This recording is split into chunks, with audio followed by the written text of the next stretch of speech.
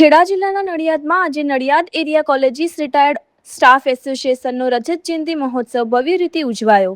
આ સંસ્થાની સ્થાપના વર્ષ 2001માં થઈ હતી અને 25 વર્ષ પૂર્ણ થતા વિશેષ કાર્યક્રમનું આયોજન કરવામાં આવ્યું। કાર્યક્રમની શરૂઆત પીપી શ્રી સત્યદાસ મહારાજના હસ્તે દીપ પ્રગટાવી અને પ્રાર્થના સાથે કરવામાં આવી।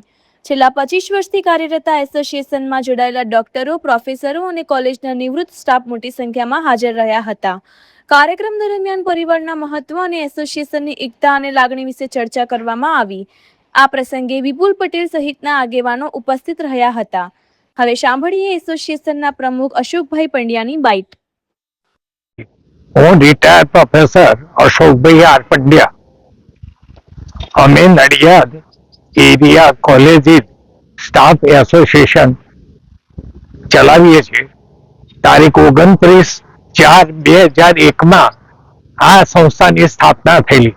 આજે 25 વર્ષ સંપૂર્ણ કર્યા પછી રજત જયંતિ મહોત્સવનો કાર્યક્રમ અમે કર્યો।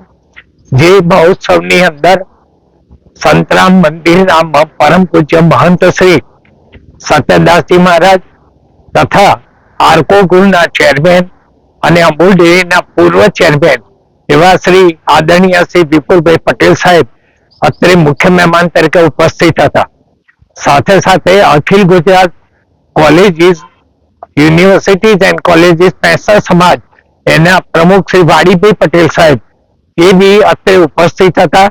અમે વર્ષ દરમિયાન 2 મીટિંગ બોલાવી અને જે પેન્શનર સમાજ છે એના પ્રશ્નો હોય એની અમે ઉકેલ લાવવા માટે સરકાર કક્ષાએ તથા કોર્ટ કક્ષાએ જે કંઈ શક્ય બને એ અમે દરેકના સહકાર સાથ અને સંપૂર્ણ સમન્વય સાથે કામ કરીએ છીએ અને દરેકની તંદુરસ્તી જળવાય અને સમાજ ઉપયોગી કામો આપણે કરી શકીએ એવું અધ્યાપક તરીકે અમે લોકો અમારી રીતે સેવા બજાવીએ છીએ।